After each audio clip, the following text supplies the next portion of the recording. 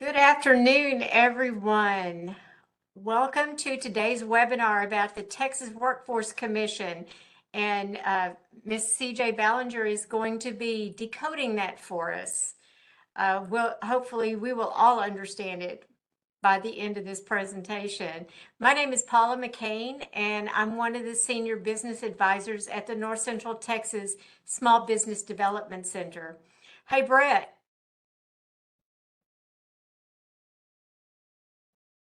Well, Yes, I had to find my mute button. Sorry.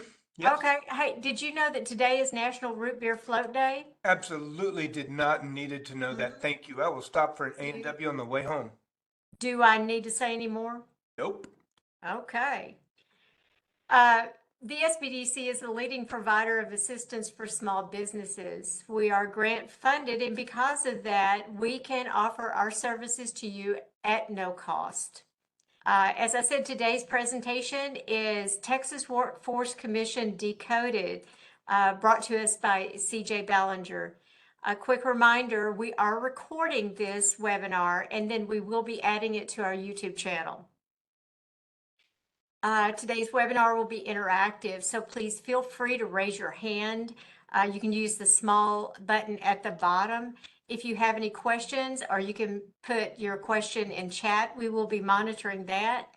Our presenter is CJ. Let me tell you something about CJ Ballinger. She's the owner of My HR Consulting. She started her career with the Texas Workforce Commission in unemployment claims. She started her own business so she could focus on servicing small businesses. She's a certified senior HR professional and a graduate of St. Mary's University and an OSHA authorized instructor. Before opening her business, she served other businesses in the areas of employee relations, in recruitment, and safety. Welcome, CJ. Thank you so much. Appreciate the lovely introduction. And thank you so much for the helpful hint about root beer floats. Absolutely. I need to do a stop by for that as well. So thank you so much for the lovely introduction. And would you like me to go ahead and share my screen? Yes, that would be great. Okay. Here we go.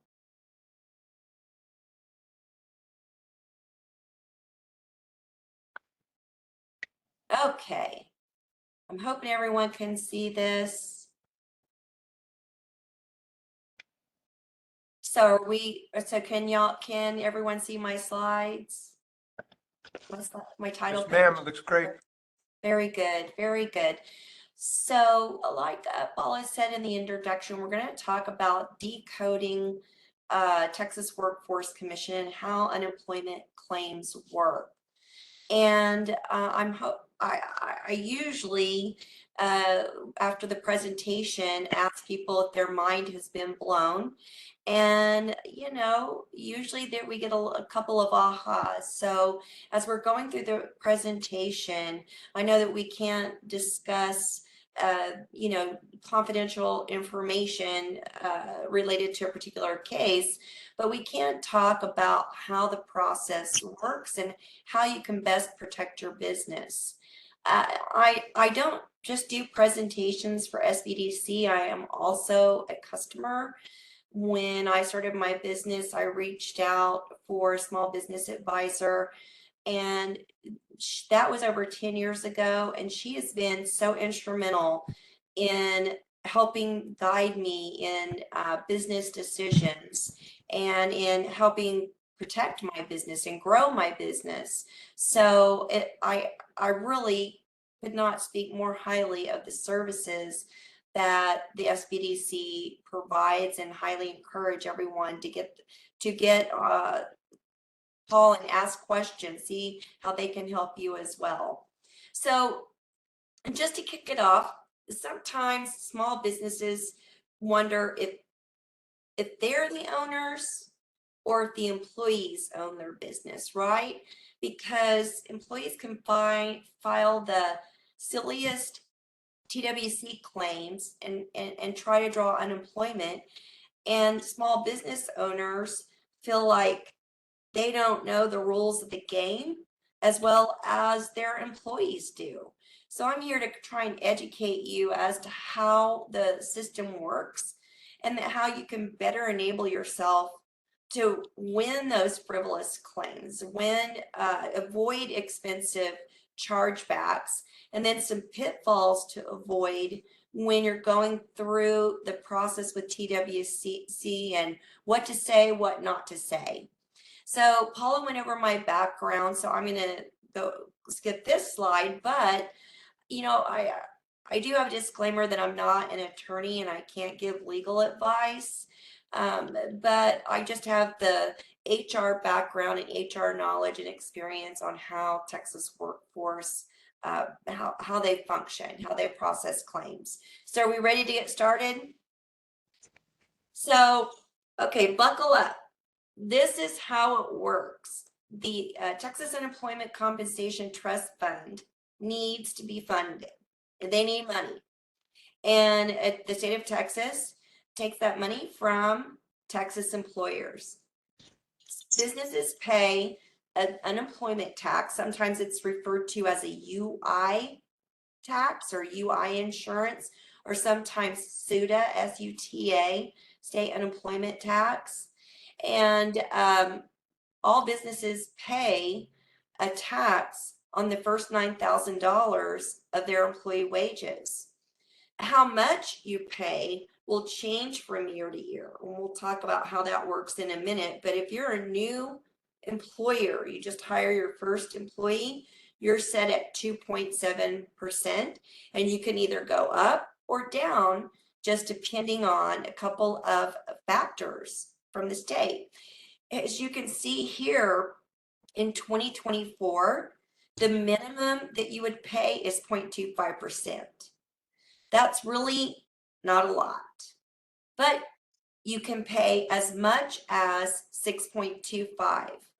So that 6% difference can make a big difference to a small business.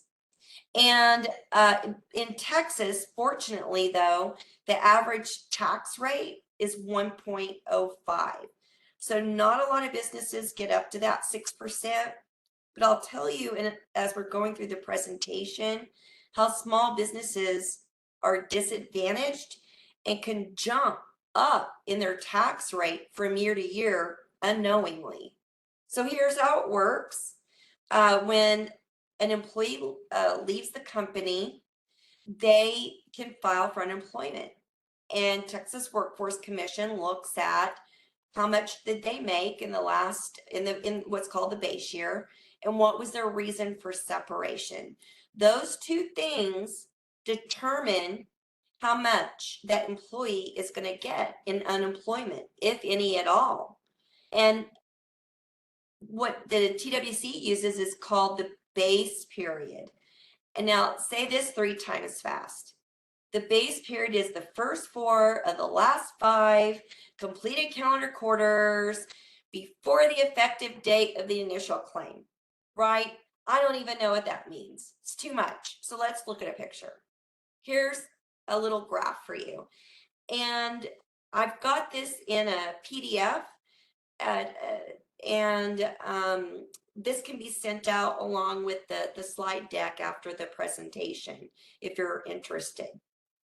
So what TWC does is they look at when your employee files a claim. So for example, if an employee were to file a claim right now, we're in August, then TWC would go back in time and look at what that employee earned from April of last year to March of this year, right? Mind blown, right? That was a long time ago. I've slept since then. So you have to remember that you may get an unemployment claim for somebody that worked for you a year and a half ago. So you have to be on your toes. As we're going through the presentation, I'll tell you how to be on your toes so that if you get an unemployment claim, you know how to respond. But suffice to say that there's a long stretch of time between the time that somebody can file a claim and when TWC looks at how much money they made, who paid them, and why did they leave the company.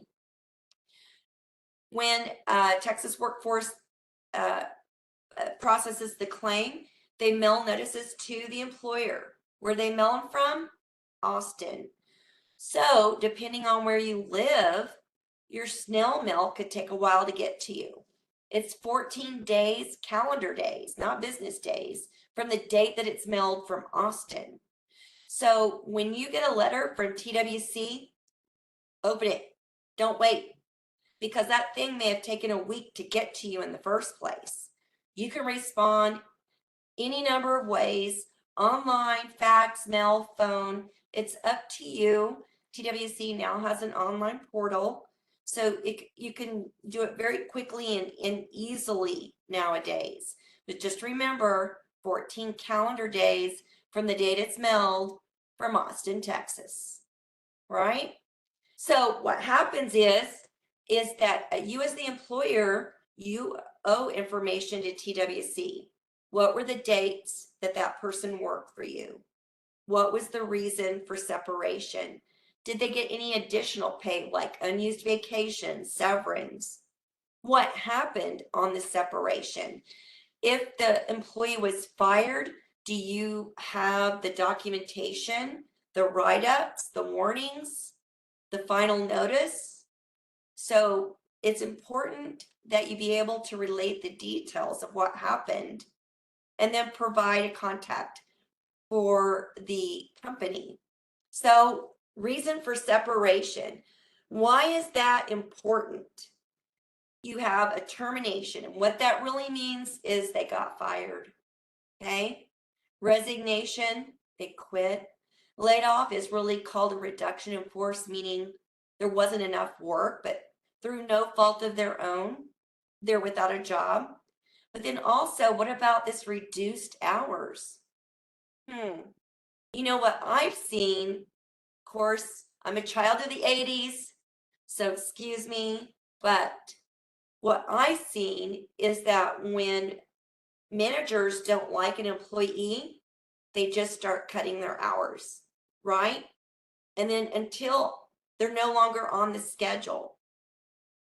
You could get away with that in the 80s, but in current times, not so much. When you start cutting someone's hours or their pay, they can file an unemployment claim against you and win. So just be aware that times have changed. And Once CJ, TWC, yes, sorry to interrupt you. We saw that a lot during the pandemic as well. Reduction in hours just because of the pandemic, either because the employer had to do it or because the work just wasn't there anymore. yes, and it wasn't a full layoff, right? Right. It was like going from full-time to part-time. Mhm. And you don't, as a small business, you don't think, hey, I've laid somebody off. I just cut their hours because I don't have the business, right? And so that can trip a small business up unknowingly, for sure. So good observation. So, excuse me, TWC will let you know what they decide, yay or nay, right? Does the person get unemployment or not? And who pays for it, you or the state? How does that work? I'm going to talk about that.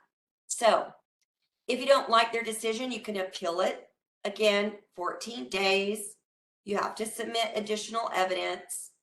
And you have to not only submit evidence to TWC, you have to send it to the claimant as well. It's almost like a little mini court, right? A little mini Judge Judy on the other end of the line. It's a phone call, and you have to submit your evidence to the other party. Just keep that in mind. So let's test your knowledge. Deal or no deal? An installation technician quits after being told he will need to begin installing a different type of meter. This is an electrical meter, by the way, the kind that attaches to your house. So just keep that in mind. All right, deal or no deal, meaning did they qualify for unemployment or didn't they? Okay, here's scenario 2. A mechanic, a diesel mechanic, is fired during his probationary period. You know how you have like a lot of places have a 90-day probationary period? Hey, his probationary period was extended because he wasn't that great. He was making way too many mistakes. He didn't make it out of his probationary period, but he filed for unemployment. Deal or no deal? Did he win unemployment or didn't he? And by the way, I'm going to circle back and give you the answer, so I'm not going to leave you hanging. All right, so here's one more. Final scenario. A Department of Transportation, a DOT driver, is fired after failing a random drug test, right? This is a big wheel driver, you know, kind of scary, failing a random drug test. Did they win or not? Think about that. Okay, so I'm going to just tell it to you right now. They won. All 3 of these scenarios, the employee won. Even the big rig driver that flunked his drug test. Can you even believe it? All right, so why? Here's the deal. Let's talk about that meter technician. Anything that's perceived as a significant change to your job is considered a new job offer, right? So if the employee says, okay, I accept you. Yesterday, you hired me as a waiter. Today, you're hiring me as a dishwasher, right? TWC says, no, you offered that person a new job. And if they refuse it, if they quit on the spot, then you owe them unemployment. If they work the new job, then that means they accepted the new job. But if they quit, you're on the hook for unemployment. So what's significant? We will talk about that in a minute. That's a tricky one, right? Define significant. Inability to do the job. The technician that made too many mistakes, he won. There was not misconduct. There's no insubordination. Then TWC says they didn't have the ability to do the job. It wasn't misconduct. So what does that mean for probationary periods? Think about that, right? How many of y'all have a probationary period? How many handbooks have a 90-day probationary period? You know what? If you terminate someone during their probationary period, TWC doesn't, it means nothing to them, right? So is your mind blown yet? Right? Because what's the difference between an at-will employee in their first 90 days or after 5 years or 10 years? There's no difference in an at-will state. So there is a myth in the minds of small businesses. Hey, I'm going to hire you for 30 days, 90 days, and see how it works. And if not, I'm going to let you go and you can't file for unemployment. That is a complete and utter myth. Okay, moving on. Talking about policies. So the dude who flunked his drug test, he won. And why is that? The employer did not have a drug testing policy. They did not have a substance abuse policy. In fact, this is a separate case. But one time, a small business, their employee came in acting all wonky, and they wanted them to take a drug test. And all they had on the wall was just say no, right? Again, 80s, beg your pardon. Just say no. That's not a policy. Does that make sense? So you have to be able to have a substance abuse policy if you're going to fire someone for testing positive. If you need a sample, let me know. I can provide you with a link. In fact, I'll provide a link with the slides where you can go grab a free policy. Sorry, my allergies are acting up, so my voice is a little wonky, but hopefully you can understand. So let's talk about this secret sauce. Job changes. What is significant? Significant can be measured in different ways, but think of the 80-20 rule. If you cut someone's wages or hours by more than 20%, it's significant, right? So if either one of those results in more than a 20% change for that employee in what they take home, it's significant. If you ask, let's say that you change your location and you get a new office building on the other side of town, that can be significant. TWC will look and say, how long does it take for the employee to drive to the new location? And if it's too far, and they define how too far is, then you owe unemployment. So just keep that in mind. If you're looking at employees who aren't performing, write them up. Don't just cut their hours, right?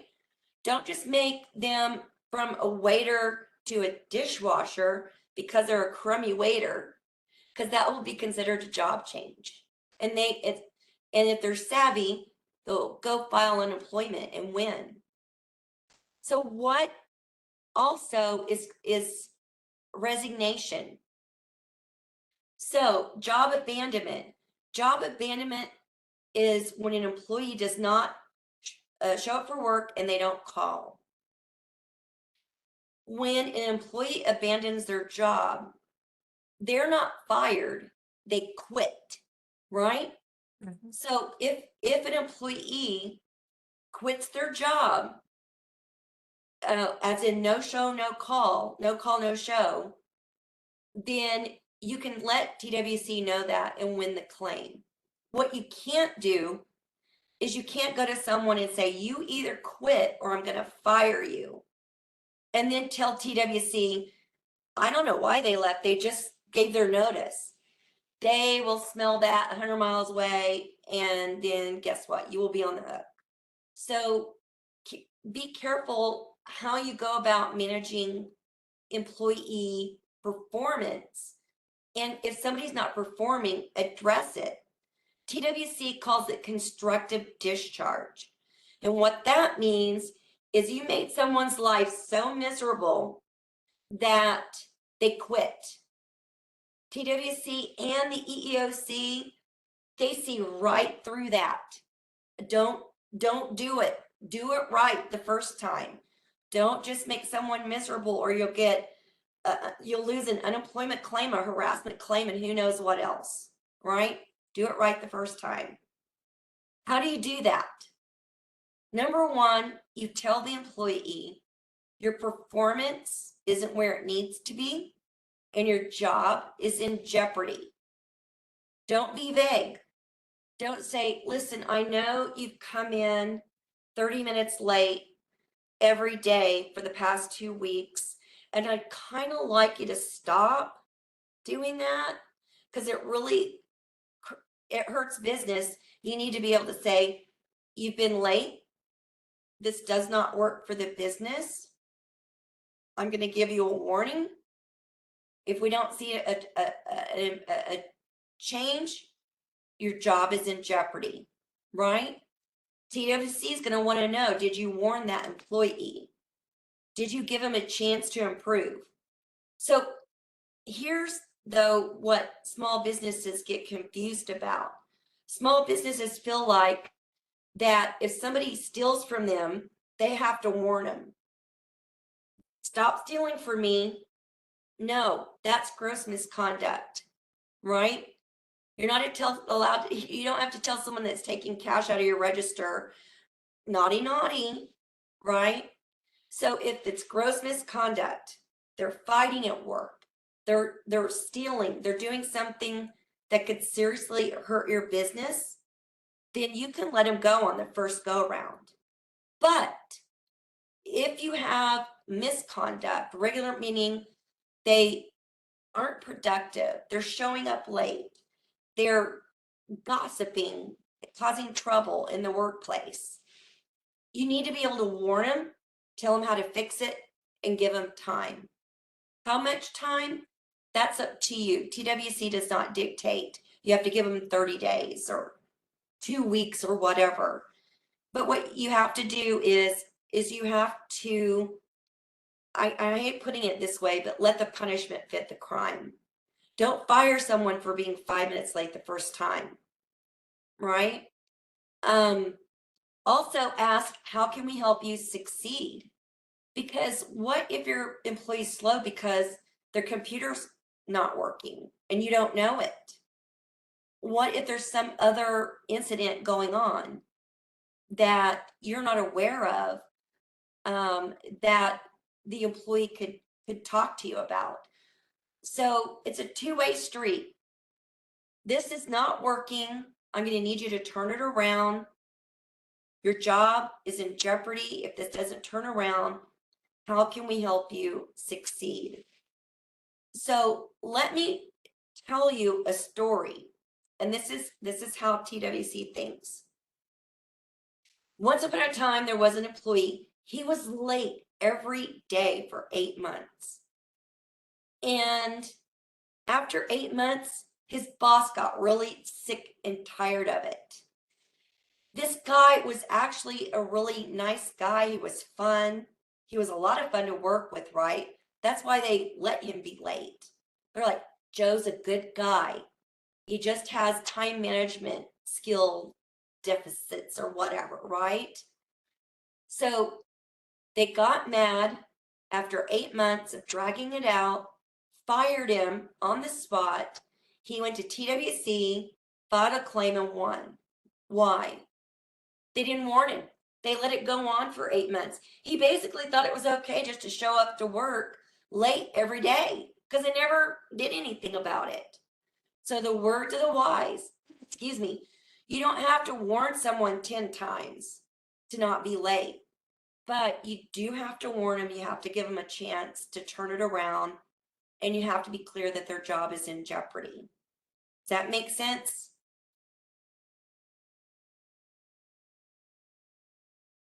CJ, I think it's a learned behavior.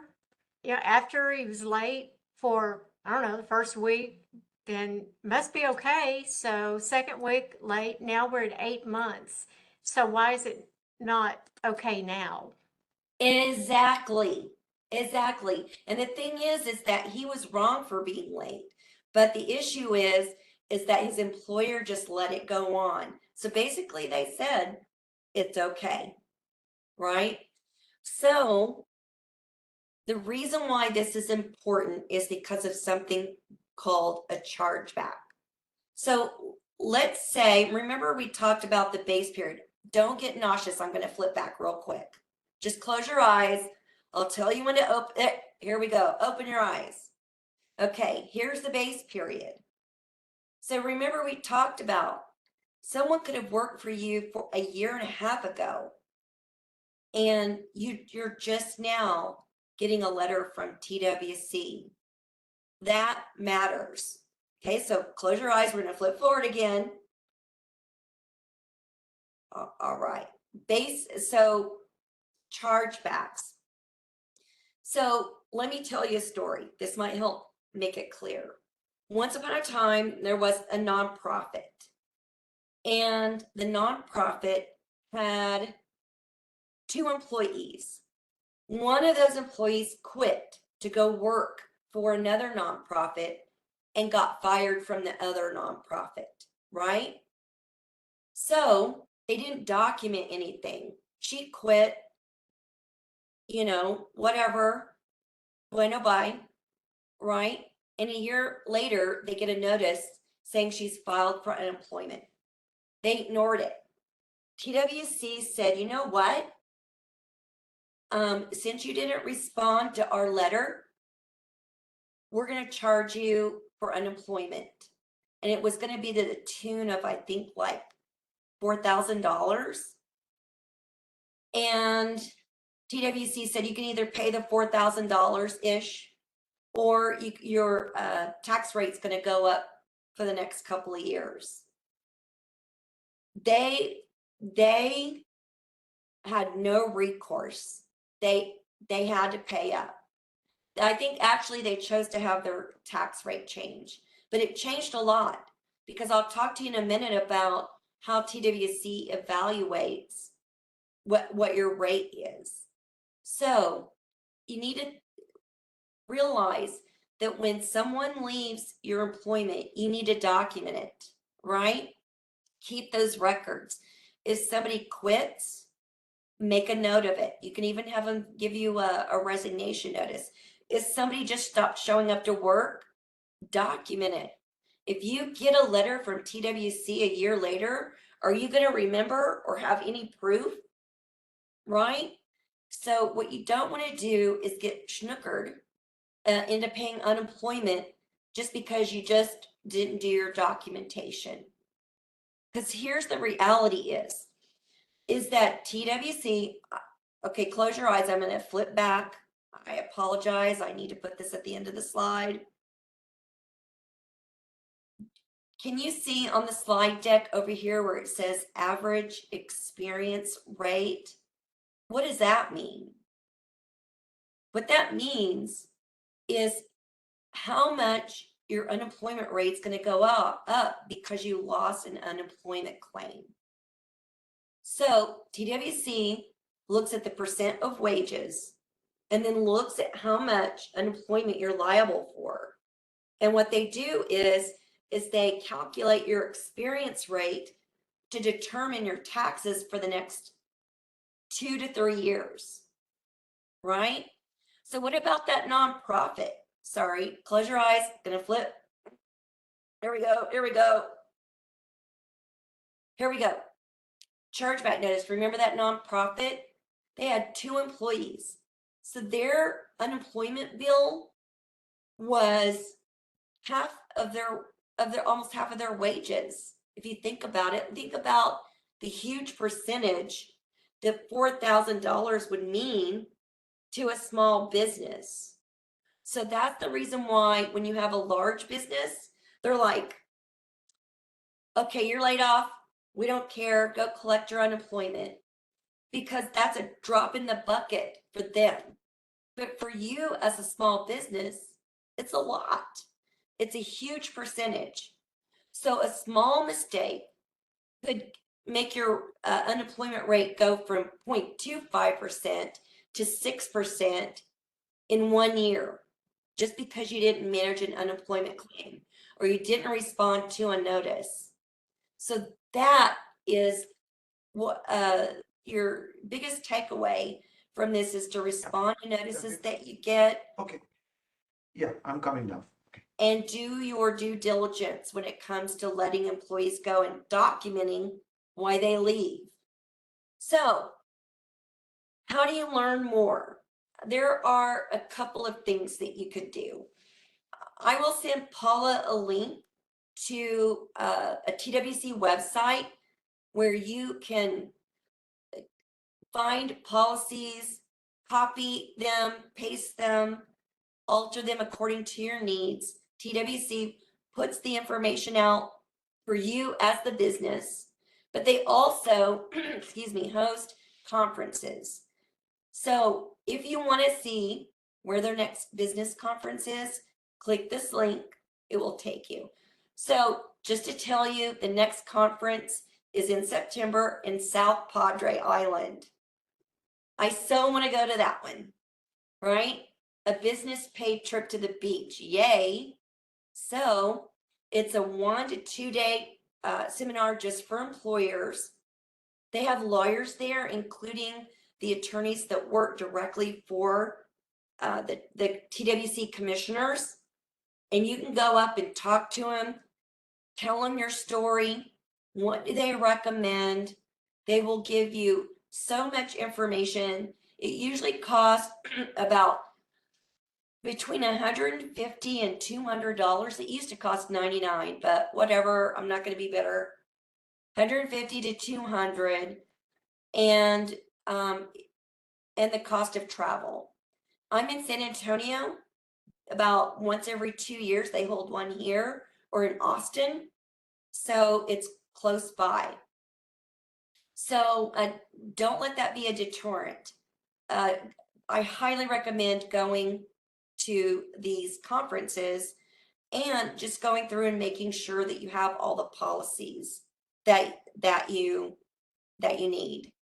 So I wanted to see if we have questions, because I've got a couple of more examples that I could share with you if we don't have questions.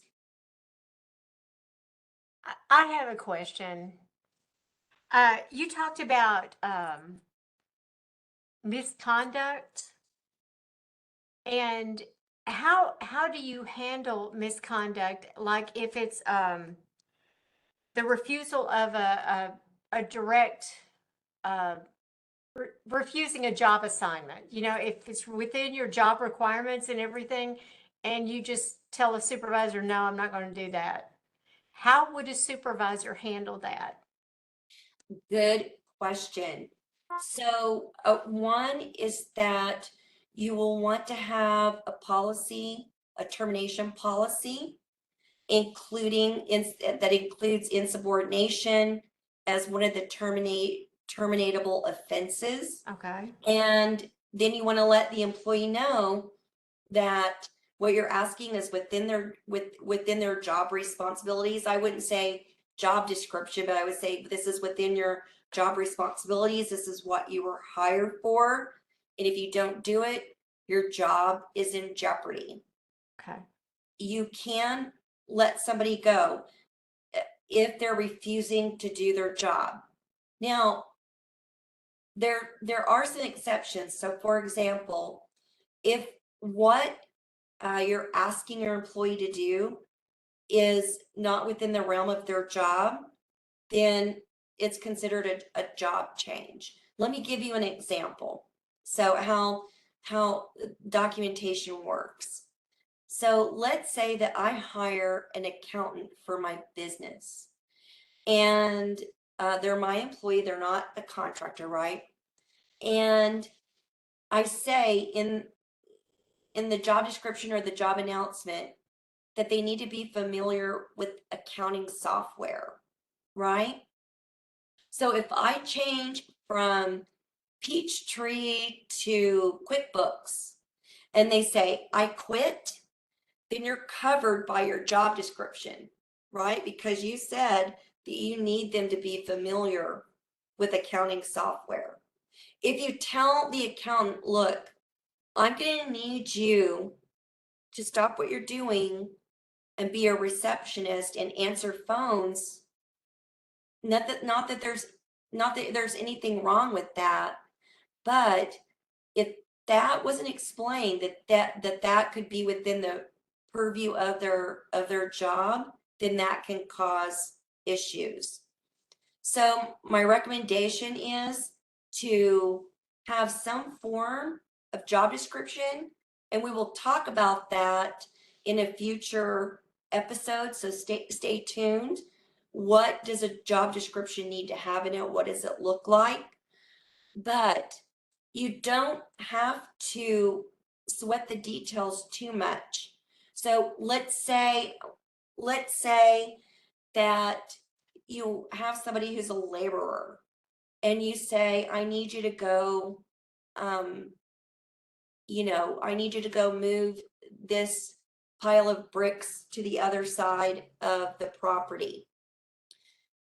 That is assumed as a part of their job. So you don't have to say, you know what, I've got to second guess everything I tell my employee to do. But if you tell an employee to do something and they outright refuse it, or if they argue and fight with you, then that is generally considered gross misconduct, just depending on the circumstances, right? So that's again where, you know, your sometimes you feel like your employees are owning you, right? They're owning your business, and instead of the other way around. Something that I get a question of quite a bit is about overtime. Some employees will say that they're owed overtime if they work over 8 hours in a workday, but that is a California law. That doesn't apply to Texas or most other states for that matter. So let's say that you've got an employee and they're like, look, I refuse to work overtime, right? And unless you pay me time and a half for every minute I work over 8 hours, then you can let them know that is not true in Texas, and that they are not allowed there. You don't have to pay unemployment unless they work over 40 hours in 1 week. So that's another thing where employees can get a little bit insubordinate, is about overtime, especially if they've moved here from California recently. Yeah. So, Yeah, I have another question. Uh, okay. I'm Nazli with Progressive Staffing Services. We are a temp agency. So being a temp agency, we do come across employees that are hired for short periods of time and then moved on to another client or moved on to another set of responsibilities. And we do have a general statement that they have to sign, that they will be required to notify if they don't show up to work, or if they are reassigned, they will accept that responsibility. So is that generally like covered? Is that understood? Like, do the temp agencies fall under different sets of rules as far as unemployment is concerned? That is one of the best questions ever, actually. Thank you. Yes, very good question. So there isn't another set of rules for temp agencies. And I don't know if y'all have ever heard of a PEO, but it's kind of similar. They don't have separate rules. But here's I guess you might say the secret sauce. How much unemployment that someone qualifies for depends on how long they work for you. And so let's say you've got an employee who just stopped showing up to work. That's job abandonment. So you can win that one. You could say they stopped showing up for work, they didn't call, job abandonment. But let's say that you have them go work somewhere for 30 days and then there's no more job. Technically, they could file for unemployment and win. The difference is they only worked for you for 30 days. So the amount of your liability, the risk is probably zero that they would actually receive unemployment from you. TWC will even tell you this. Remember, we talked about attendance. Let's say that you've got an employee, and I don't know if you've ever seen this or not. You've got an employee, a good employee. They show up to work on time. They're trying their best, but they just don't get it. Mhm. And you know they're never gonna get it, right? Right. Maybe your client calls and said, they don't get our job. Your best bet is to go ahead and let them go. Even if you don't do disciplinary, even if you lose the claim, the shorter amount of time that they work for you, the less likely you will ever see an unemployment claim or a chargeback. So TWC will tell you, look, if you don't spin your wheels trying to work with an employee for 60 days, 90 days, 6 months, 6 years, when you know that they're never going to get it, right? Your best bet is to go ahead and let them go earlier rather than later and let them move on. They can get their unemployment if they want, but the impact to you is minimal. Does that make sense?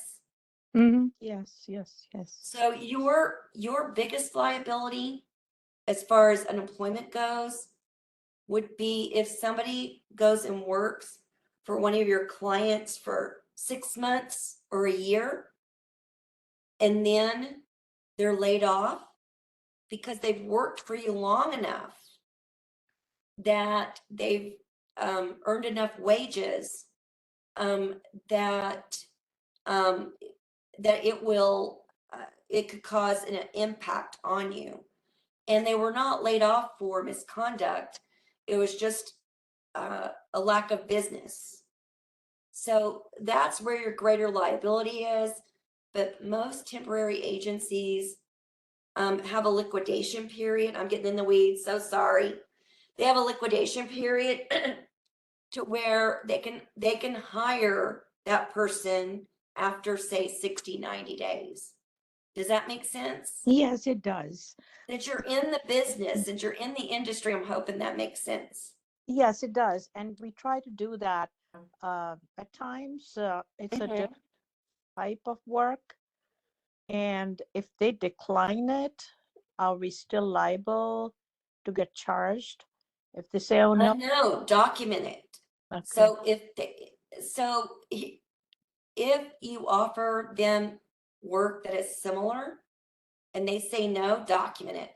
Because one of the requirements for drawing unemployment is that you're willing and able to work. Does Mhm. that make sense? Yes. Also, if you don't mind clarifying one other thing, I've heard that if someone doesn't work at all in a certain quarter, like they've worked for 3 quarters of the year, but for example, at the end of September is the last day of their work, September 30th. They go and file a claim in October. They are told that you did not work in this particular quarter, so you won't be paid unemployment. Is that correct? It depends. Not really. I mean, it depends. So, for example, let's say that somebody had a prior unemployment claim and they found a job, went back to work, got laid off, and then filed unemployment again. If they didn't work long enough, that second time, they could be disqualified. But TWC will look at that base period. Remember, we talked about, I'm going to scroll back. So TWC will look at who they work for and how much money they earned during the base period. And if you are one of those employers, then they will reach out and contact you. And is there an expiration period of like how long ago or how late they can go back and file? There is if it's before the base period. So let's say someone files a claim now. If they worked for you in January of 23, then it's too late. Right? If they worked all the way back, I don't know if you can see my cursor. If you worked prior to that quarter, then that's the expiration. Okay, so basically it's a year that they have to file the claim Mm-hmm. and it. No, I'm sorry. That they have to file immediately after they've had an event.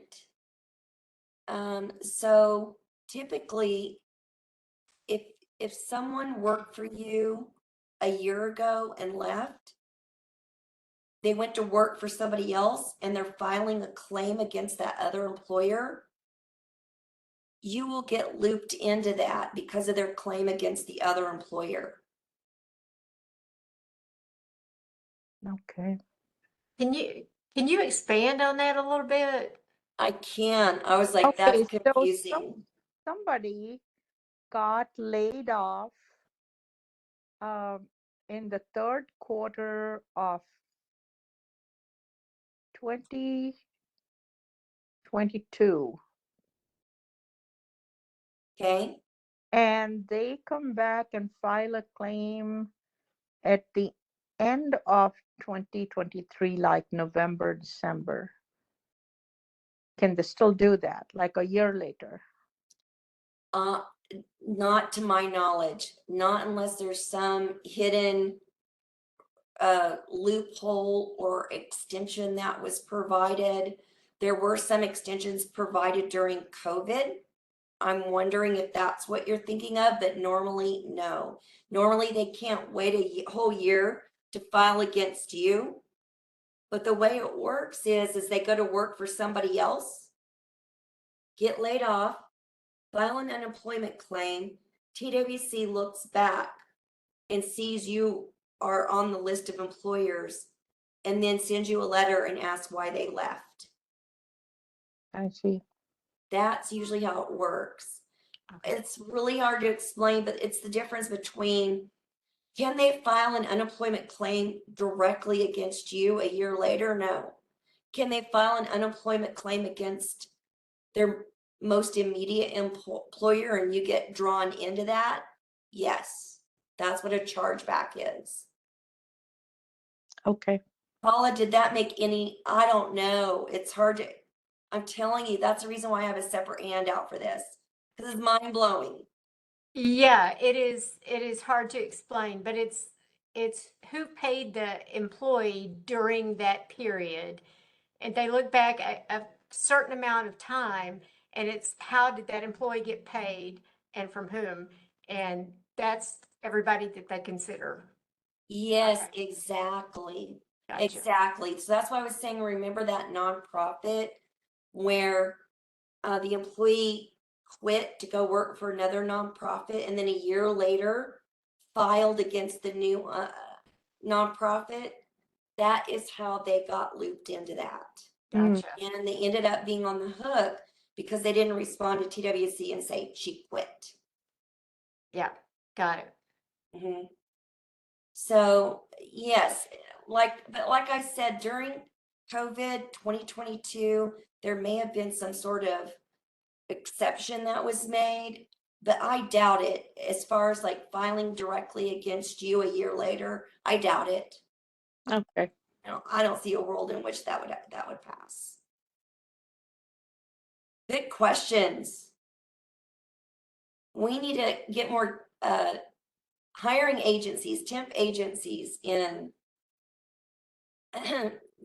There's some weird things that go on. In temp Yeah. agencies, it's very peculiar. It is, oh my goodness. Yeah. So Would love to I've connect never- with you at some point if you're in San Antonio. That's what you said, right? Would love with you both, actually. Yeah, so and this presentation is being recorded and will be uploaded to YouTube. So if you've got other friends who are interested, tell them to go watch the video so their mind can be blown too. Okay. So any other questions, comments? Are there any tricks to making it through a TWC hearing? Very good. Yes. So the hearing is all by phone now, online by phone. Used to it was in person. And it is like a little mini court hearing.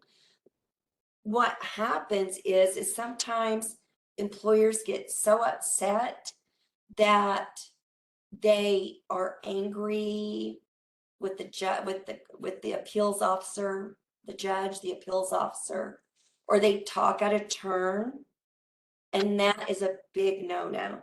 Don't tick the judge off, number one, okay? Number two is that sometimes employees can appeal weird claims, and you're like, how did I end up here? Just show up, because what happens is the hearing officer tends to default to whoever shows up. So if you show up and your ex-employee does not, typically you're going to win. But vice versa, they show up, you don't, then all of the evidence goes to their side. And lastly, I think I said this already, be sure and send them your additional evidence. So if you submit evidence when you first respond to the claim and that didn't suffice, submit new evidence to TWC, but send a hard copy to the last known address of the claimant. If you can just show that you sent it, not that they received it, they don't have to sign for it, that you sent it, then it's admissible. And then you have a good chance of winning your claim, the appeal. So, so that would be the main, abide by the rules, follow the hearing officer's lead, and then if you have additional evidence, send it to both TWC and the claimant so it can be admitted. So, So is it best to send it registered, return receipt, or just regular mail? so what I would do with regular mail, it's harder to prove that you sent it. And so you don't need to have them sign it, but I would send it to them certified or in some way that you can show. Sometimes I'll send it to them because remember I'll send it to them the week before the appeals hearing. So it can get to them, but they don't have forever and a day to review it and make copies and all this other stuff. And so I would send it in some sort of way that you can prove that you sent it, but not necessarily you don't have to get their signature unless you just want to. You just got to show that it was delivered. Gotcha. Yeah. And since certified mail can be expensive, it's not necessary, but it's probably the safest. So, and show up for the hearing. If you miss the hearing, you have to have had an emergency. You can't say I got busy and I forgot. They don't, that happens to everyone. You better be able to say, I was in an accident, I have family emergency, a personal emergency, and be able to demonstrate it. Yeah, unfortunately, I've seen too many businesses lose unemployment claims just because they forget to show up.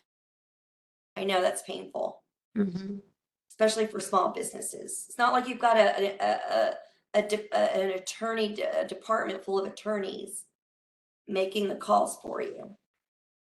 So, any other? I think I said this before, and sometimes I will do, I will send a link to what's called Especially for Texas Employers. And this is a website that was put together by TWC, completely free.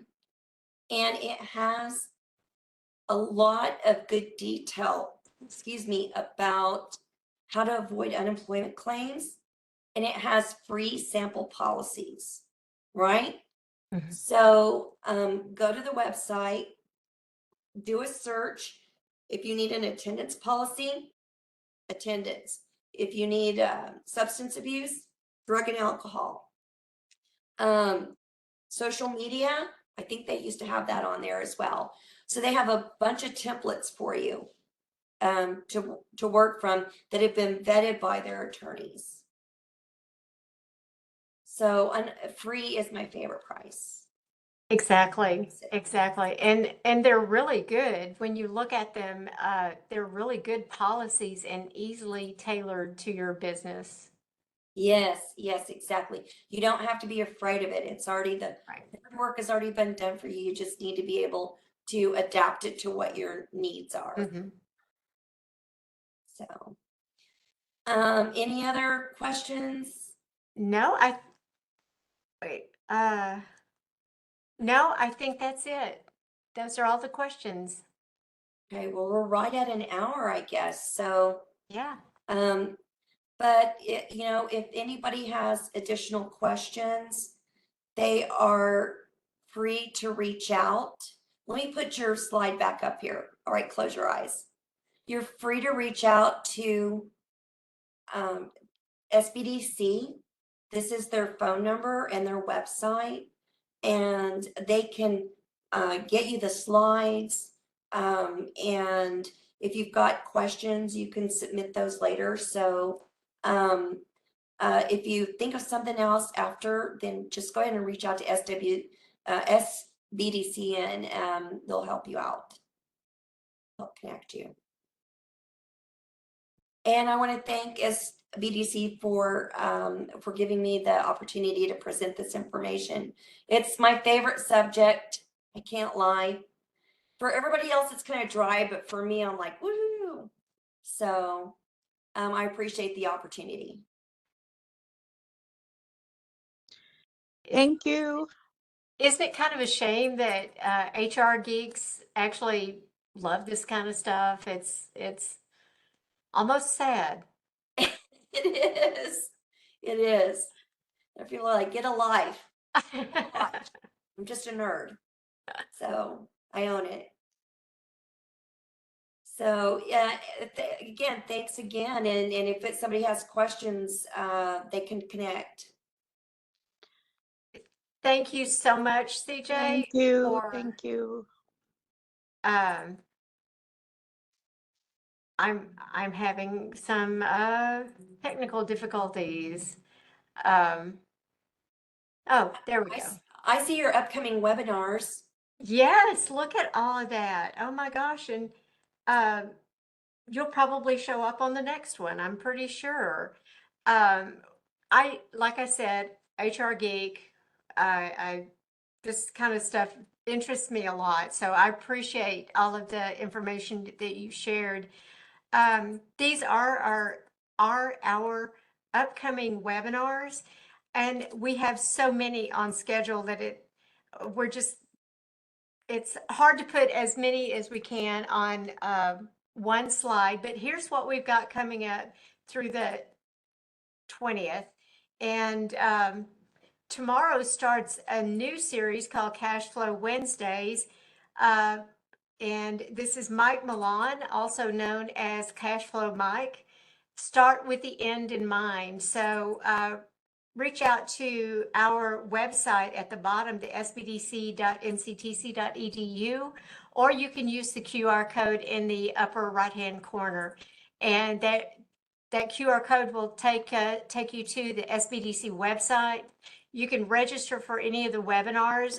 You can also get contact information or schedule an appointment with an advisor. We've also included a lot of resources available to small business owners.